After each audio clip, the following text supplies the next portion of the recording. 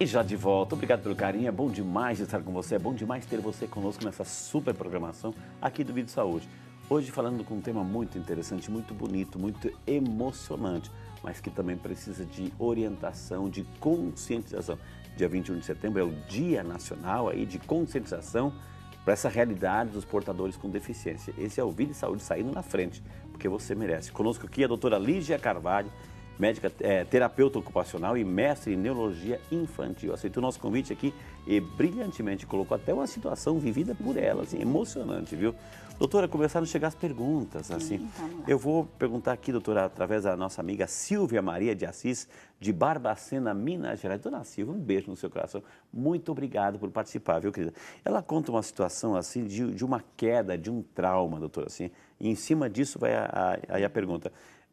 Meu filho caiu do cavalo e ficou desmaiado por 9 horas, depois foi para o hospital, fez tomografia, ficou 7 dias internado, com dor de cabeça e na vista. Tomava, né, tramal e vomitava. No 8º dia foi para a UTI, 3 dias depois, infelizmente, faleceu. Gostaria de saber se a pergunta à família, assim, se tivesse socorrido na hora, ele teria sobrevivido, se a gente não sabe também, né? O grau, enfim, as sequelas. Mas, assim, um consolo para a Silvia. Silvia, vamos assim, tenho certeza que ele está lá no céu, andando a cavalo, lá com os anjinhos, viu? Pode ficar tranquilo, viu? Está feliz da vida, viu? Agora, vítimas de traumas, assim, doutora?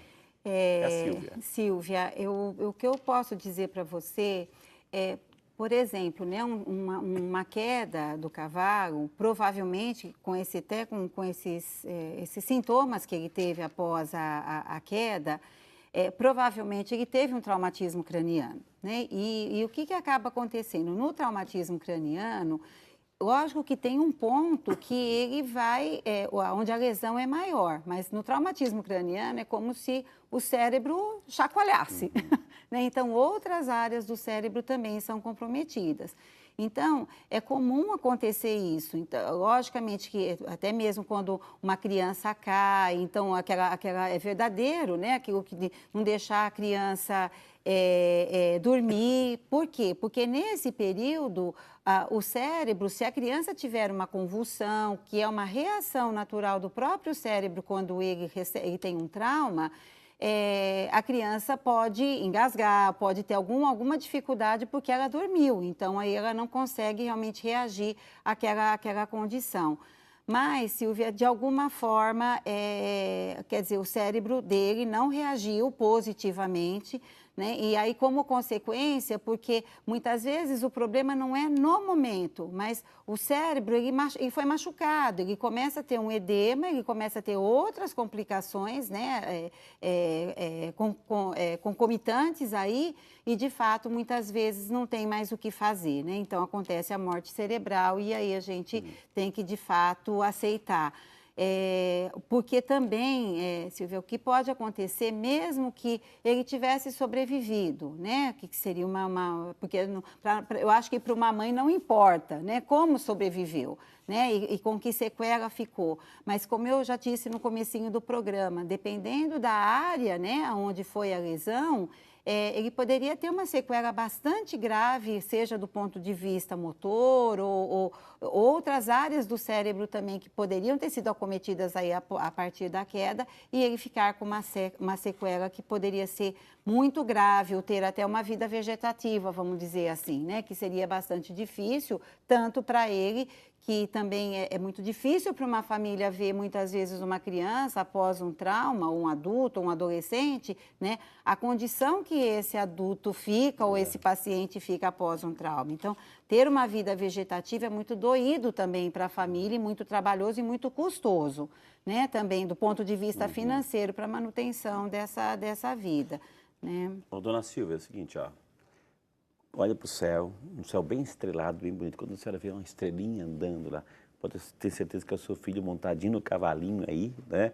Sorrindo, viu? Pode ter certeza disso, viu? Doutora, a gente preparou uma matéria também, assim, da luta do dia a dia, da superação do dia a dia.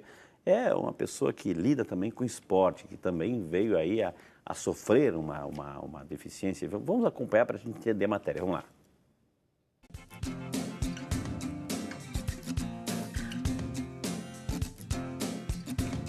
Rodolfo, fim de fisioterapia, vamos bater um papo agora sobre inclusão, acessibilidade. Eu queria saber qual que é a importância do esporte na sua vida. Em 2006 eu sofri um acidente, fiquei paraplégico, um acidente de moto. E a partir desse momento a gente acaba sempre procurando uma via para poder melhorar, estar melhor e tal. Acabei encontrando algumas modalidades legais e hoje eu estou no Parabadminton correndo atrás de uma vaga aí na próxima Paralimpíada. 1 em cada 7 habitantes da Terra tem algum tipo de deficiência, seja de enxergar, de ouvir, de se movimentar. No Brasil, 1 a cada 4 habitantes tem alguma deficiência. Apesar desse número ser muito grande, você se sente totalmente incluído na sociedade? Na verdade, por conta do meu pensamento, da minha vivência, eu me sinto incluído. Porque se as pessoas me excluem, eu me incluo. Mas falta ainda muito das pessoas incluírem essas pessoas com deficiência. Mas também essa exclusão acaba vindo muito da pessoa com deficiência. Andar na rua, e muitas vezes, é um desafio para você? Não, o mais desafiador é andar na rua. A gente está conversando aqui na sua fisioterapia. Vamos ver um pouquinho então desse desafio, como é que é andar lá na rua? Demorou, vamos lá.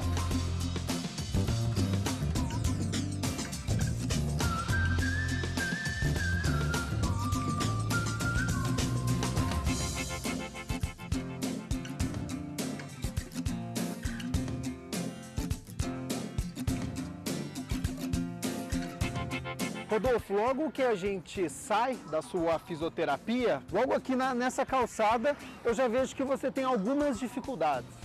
São várias dificuldades. A gente tem a grama e a pedra, já é uma dificuldade para você. E eu tô vendo ali, a gente tem um poste, uma lixeira e um carro. Ali eu acho que eu não vou passar, não. Vou ter que ir pro meio da rua, porque senão eu não vou conseguir continuar na calçada.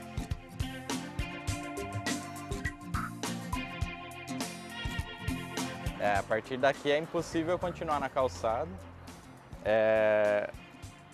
O que eu tenho que fazer agora é voltar, porque eu não consigo descer por aqui, por conta dessa parte que deve ter um buraco aqui no meio dessa grama. E aí eu volto, desço ali em cima na guia rebaixada, e vou pelo meio da rua e depois mais pra frente eu subo na calçada novamente.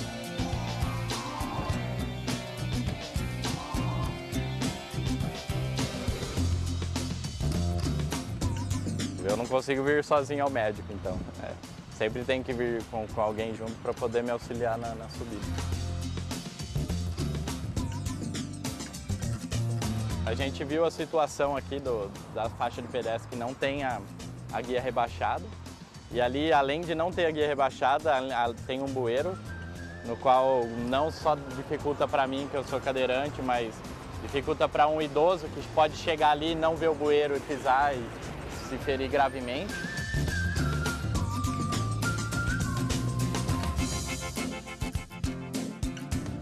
Espero que você e todos os telespectadores que verem isso comecem a observar um pouco melhor as dificuldades que a gente se encontra nas ruas por aí, todos os dias.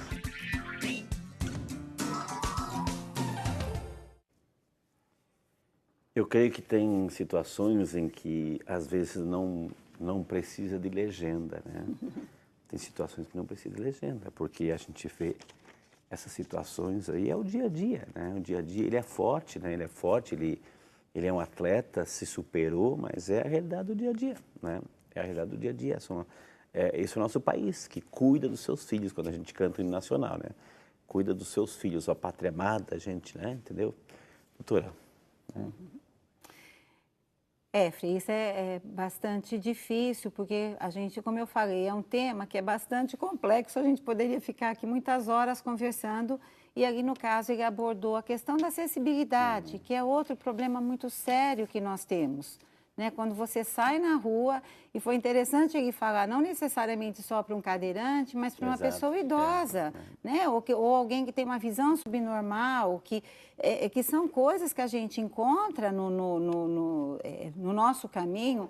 Um outro exemplo também de um outro paciente adulto que eu atendi, ele teve um AVC, né? E como consequência ele ficou com uma hemiplegia, né? Metade do corpo aí com uma paralisia. E ele mesmo dizia, né? Ele falou que quando ele não tinha o problema, ele era o rei de parar com o carro em cima da calçada. Ok. E que depois que ele viu, né, depois que ele teve esse problema, o quanto isso é difícil. Quanto ele colaborou o quanto para que, ele né? colaborou num momento que ele nunca tinha tido contato com uma pessoa que tem uma deficiência, né? Então, você vê ele um cadeirante, a dificuldade que ele estava ali para passar na calçada. Então, ele é obrigado a ir para a rua porque ele não tem uma acessibilidade. Então, e isso é assim, a prefeitura que tem essa consciência, ou que tem um serviço que olha para essa população, para essa parcela da população, começa a ter algumas políticas públicas que vão modificando esse tipo de coisa. Mas ainda é muito pouco diante da demanda que tem. Aí né? que está o nosso compromisso como cidadãos, enfim, ou seja, as repartições públicas. Você viu aí ele descendo aquela escada, aqueles solavancos que dá, enfim. Eu acho que é nosso compromisso também de sermos vozes para essas pessoas, né? De assumir essa postura de defesa, etc. Né? Porque amanhã depois, assim, mas assim, eu não tenho ninguém na minha família. Mas a gente não sabe o dia de amanhã. Pode, de repente, um acidente, você ou alguém da sua família ficar paraplégico, tetraplégico. Aí essa realidade começa a ser vivida, experimentada na sua pele. Enfim, então, por que não? Por que não também começar a pensar? A sociedade não está preparada para isso, a sociedade exclui, né? Considera como inferior e assim, viu, não tem espaço, dane-se, né? É muito isso, dane-se, não é comigo, né?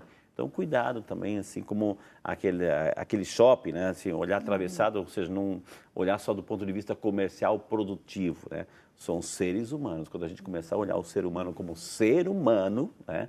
Aí a coisa começa a mudar, né, doutora?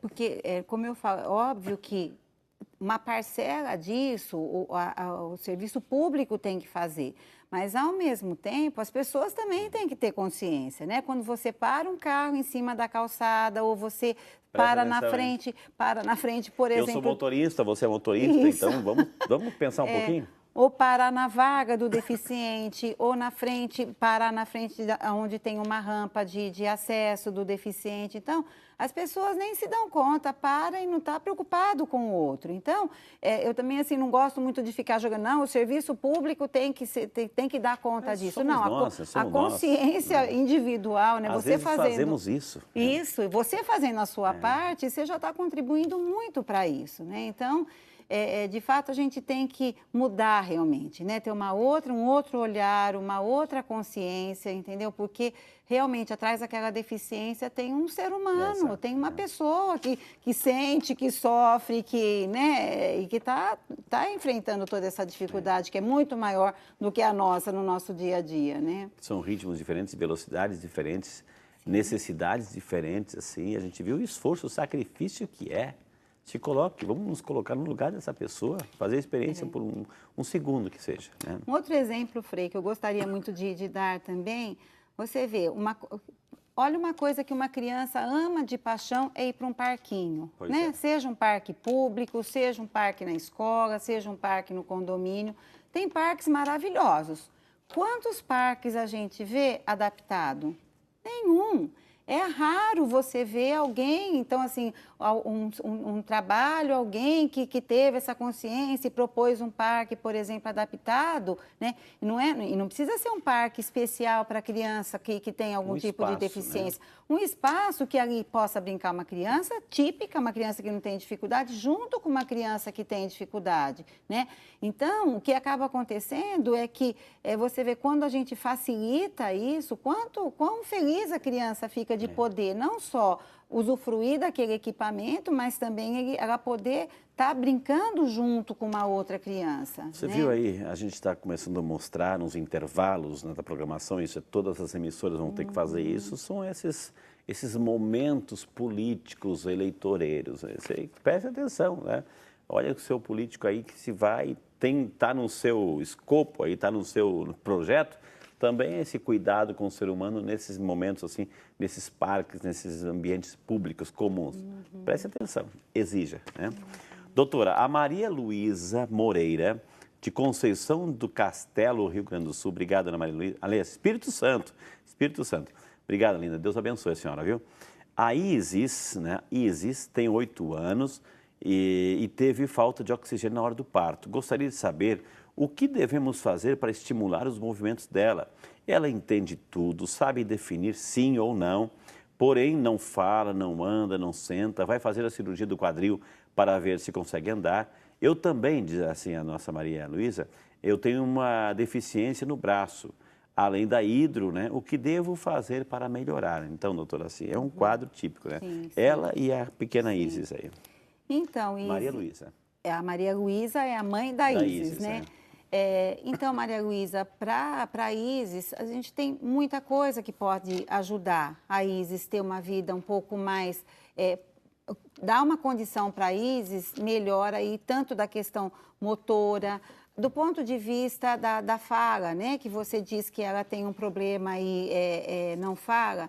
Mas hoje a gente tem muitos recursos, né, de uma comunicação alternativa, por exemplo, seja usando um tablet, seja usando figuras que ela possa mostrar, apontar e dizer aquilo que ela quer.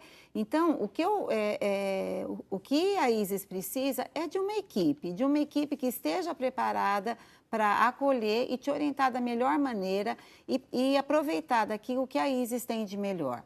É evidente que ela pode ter precisa de um trabalho, né? Por exemplo, eu sou terapeuta ocupacional, a terapia ocupacional ela vai ajudar a melhorar quanto mais essa função que ela precisa ter aí para os membros superiores, porque nossas mãos vão ajudar nas nossas atividades da vida diária, na atividade escolar. Então, se você tem uma equipe, né, seja ou num serviço público ou numa clínica particular, esses profissionais vão poder te ajudar no sentido de encaminhar, tanto do ponto de vista da fisioterapia, né, até mesmo porque ela vai fazer essa cirurgia, e esse pós-operatório é extremamente importante, não deixe de fazer. O médico que vai operar é muito importante nessa hora, mas a recuperação, a reabilitação desses movimentos desse quadril é tão importante quanto. Então, aí o papel do fisioterapeuta é essencial para que ela tenha realmente uma recuperação. Então, ela vai precisar de uma equipe, né? Não é um profissional ou outro. Ela tendo uma equipe, com certeza ela tem muita chance aí de melhorar. Eu queria, primeiramente, parabenizar o Gabriel, né, pela reportagem, o Gabriel Castro, ao Rodolfo, né, o nosso personagem aí que nos trouxe essa consciência maior. Me fez lembrar também do Rodolfo, filho da Márcia, né, também, que Deus abençoe. Parabéns, eu acho que é uma matéria bem tocante realmente, viu? Que nos traz a consciência dessas realidades e necessidades. Doutora, a Valesca Milk Beckman, de Limeira, obrigado, dona Valesca, Deus abençoe. A irmã dela é deficiente e tem sequelas por causa da meningite e do AVC que sofreu. Ela está com a veia do coração inchada. Será que tem alguma ferida, né? Ela deveria procurar um cardiologista aqui, né, doutora, né? Mas assim, obrigado, Valesca, obrigado sim pela participação, viu? É a irmã da Valesca. Da Valesca, né? Isso, então, Valesca, esses problemas, muitas vezes, um problema é consequência do outro, né? Então, muitas vezes, esse problema que ela está tendo no coração pode não ter absolutamente nada a ver com o AVC ou com a meningite, né, que ela teve. Isso, Valesca, semana que vem eu vou falar sobre saúde do coração, então uma boa oportunidade também para falar sobre isso, tá bom? Então, é importante dizer, lógico que nós estamos falando da questão da deficiência, mas não é porque, vamos dizer assim, aquele paciente ou aquela pessoa teve algum problema que gerou uma deficiência, que ela não pode não ter outras condições de saúde que ela também precisa ver, né? Então, e até a gente precisaria entender um pouquinho esse AVC, se foi a partir do quê, né? Se foi algum problema já cardíaco que ela tinha, ou se foi algum derrame ou um AVC mais voltado para a questão neurológica, cerebral, então precisaria saber um pouquinho. Mas eu vou te dizer que, assim, vá atrás, o que é esse entupimento, eu não sei bem o que ela quis dizer aí desse problema da veia, mas precisa procurar realmente um especialista e a semana que vem vai ser um cardiologista, Cardiologista né? que veio aqui, tá vendo? Tá vendo? Mas não espere o programa, se puder ir atrás antes, melhor ainda, viu? E com essas informações aí, com essas imagens que a gente mostrou, nós vamos chamar mais um intervalo. Na sequência, claro, temos perguntas aqui, a gente vai encaminhar para a doutora Lídia. Então, não sai daí, a gente volta já só para você com o seu Vida e Saúde.